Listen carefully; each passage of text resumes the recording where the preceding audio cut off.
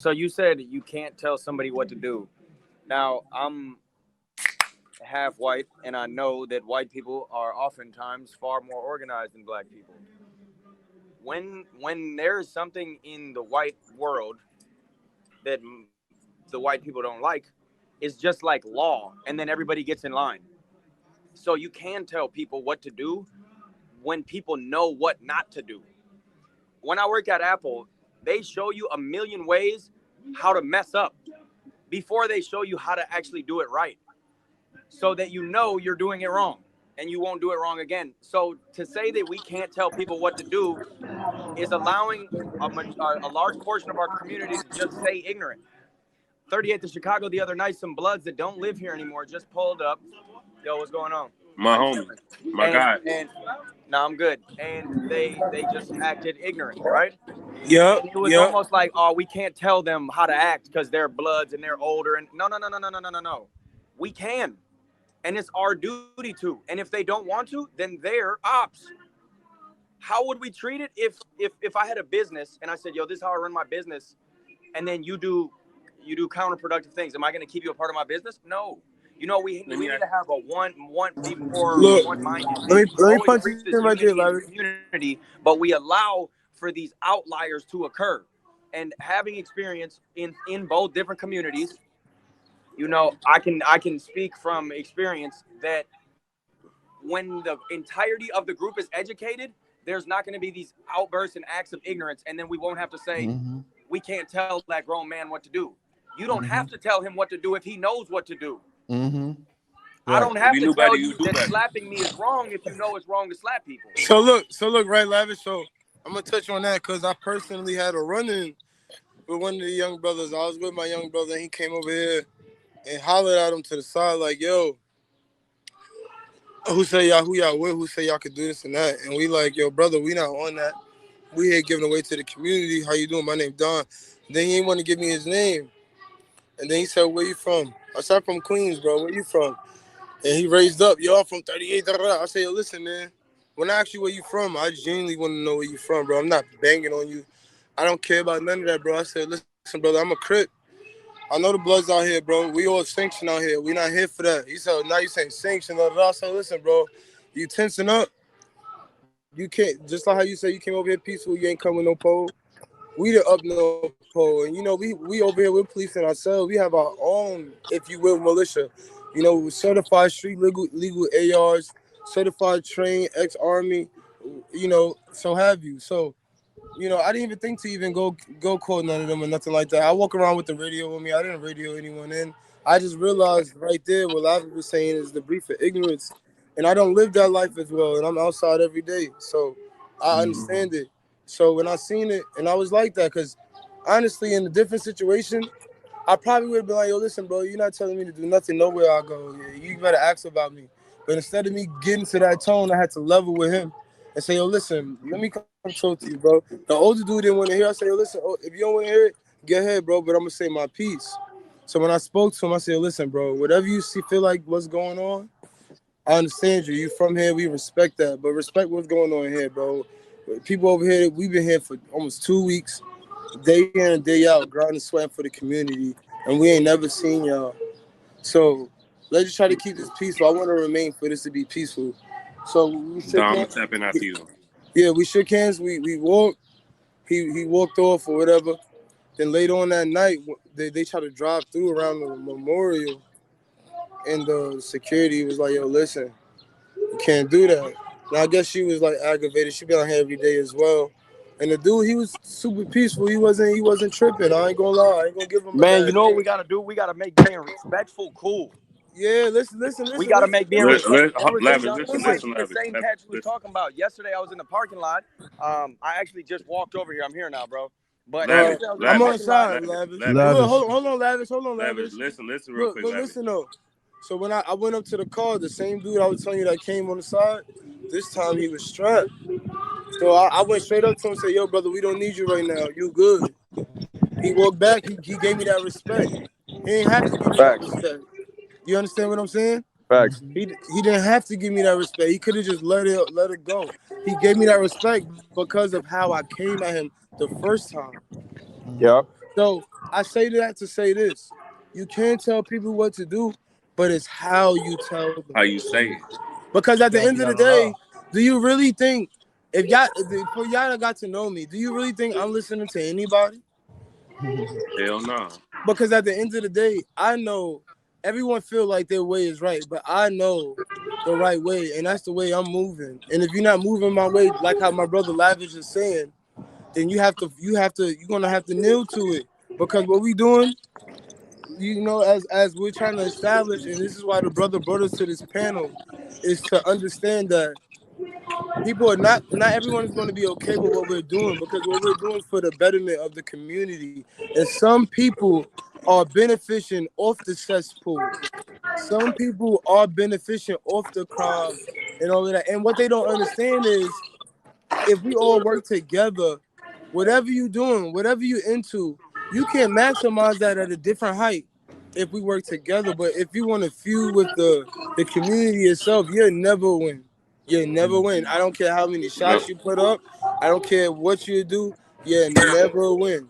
Let So, me let me tap so in real quick. we need the community, like he said, to come together to congregate, and we also need a place of communion, like he said. So when he say that, I hear headquarters, Let me I hear security, I hear us funding, I hear the things that we need to put in place that we already know how to do. You can't Google everything you want to do and do it, but that comes with more than a Google. That comes with first of all, a character. What's your character? Are you a stand-up man? Or are you someone that's going to bend and fold? Because we don't fold, we don't bend, we don't kneel, and that's how it has to be. But it has to be for the right things, no. Let because me. we're not radical. We're human. Yeah, and you're Don. absolutely right. It's important that we find a structure in which we can stop fighting each other and we learn who the real enemy is and who is really trying to keep us apart. And I want to let you, Tony, and Lavish both respond to that, and then we're just gonna I want to touch back on some of the forward action that we can do after this conversation, and then start putting toward our resources toward that. So Lavish, Tony, you can respond to what he was going to say. No, so basically what I'm sharing is it's not saying that, like, what I meant to say is, so I'm gonna let this off the rip. Don is a Crip, I'm a Blood. So let's get that off we can get off. When we came together, we didn't think none of that. We was on a whole different movement. We was on you, I'm me. You know what I'm saying? And so the whole thing, what I'm trying to say is going into a neck of the woods. I'm from both. I'm from down south in the mill. What I'm saying, when you go into a blood pit where a person don't give no shit about life or death because they lost too many that they mind.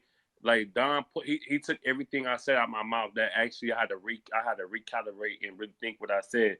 Cause like I'm gonna tell you, a lot of people do respect me in the opposite hood because the way I talk, I don't try use my muscle and oh, I got a body and I got a pole on me. No, I don't think like that. I think I talk like a man's supposed to talk, and I get that. And like that's like one thing I said. We going back to George. That's how George every time, and that's the reason why I respect the situation was going on, and that's why I'm going hard because George always gave me that like you said, don't be afraid to and don't be afraid and don't basically he said don't bend, don't fold, and so that actually happened when he talking about that. Who came over there was my hood. That came over there, came back into their hood. You know what I mean? Because at the end of the day, they feel like at the end it's still teamwork, no matter what cause it is. And I had to tell my guys the first day, like, hey, this is not the reason. Hey, bro, I ain't trying to hear none of that. And I had to keep on. You know what I'm saying? Like, instead of get mad, I had to tell him, like, bro, like, look, if you respect me and I respect you, and you know how I rock, bro. And you know what I'm saying? Just respect that, you know what I'm saying, where we at. You know what I'm saying? We got all these people out here. We got these little kids, we got babies out here, we got families out here, when we making a change, you know what I'm saying? And Mm. I felt like the more that I spoke, the more that they understood, like, because like I am a stand-up guy. I shouldn't have no reason, like, you know what I'm saying, for nobody to feel some sour taste about me ever, because I come very respectful. I come, I could two things. You can either reconstruct and build things up, or you could destruct and tear everything down. And so, like, my whole thing on 38, we don't shed no color. We only shed the one cause, and we all brothers and sisters, and we stand on the one thing as a uniting with each other. And like I feel like it is like remember I said earlier, it's getting tensed up. A lot of people coming back to their hoods. They, you know what I'm saying? A lot of people seeing that Minnesota on the map, and everybody want to see where the platform started at.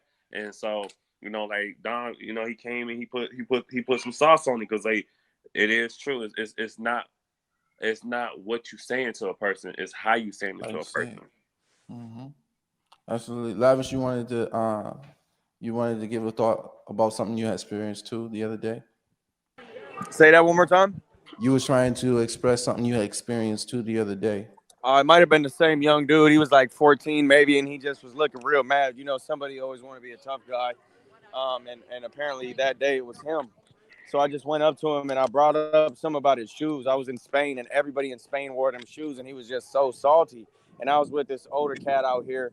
Earlier in this conversation, we referenced Old Man with the Stick. Old Man with the Stick is 65. His son Robert is like 45. Oh And man, me and him walked up to him. We was just trying to see why he was so mad, bro. And then he drank his little juice box. That's how young he was, and then he threw it on the ground right here on 38th of Chicago, littering, bro, where we are having arguably the most beautiful and peaceful thing you've ever seen. He just threw it on the ground. And I wanted to show him humility. So I got down and picked it up. You know, I just felt like my point, I guess, is sometimes we can show people better than we can tell them. And, maybe that what I did right there made him realize that we got to view each other differently, and we got to teach each other that it's all good, really. Yeah, we got to plant seeds, and that's the best thing we can do, and hope that it becomes nourished by the world. We plant those seeds. We speak life into There we death. go. Yeah, we speak light into the dark, and that's how it shines through. And hopefully, one day they'll understand what we were saying from the beginning when it wasn't there to be in pain and hurtful in the first place. It's all like Don says, is about the way you say it. And if we Right. move forward, speaking love and speaking love and speaking truth into everyone's life who's going through pain and wondering where it's coming from, speaking life and speaking truth, that will set us free. And ultimately, that's what we're all looking for, is to be free. And the scripture always tells us, and the truth shall set you free. So if we can create a platform and a space where we continue to uplift the truth, we can set people free, and we can utilize the That's space, critical. and it can continue to be sustainable. And that's what I'm hoping to do, and I'm hoping that we can accomplish together.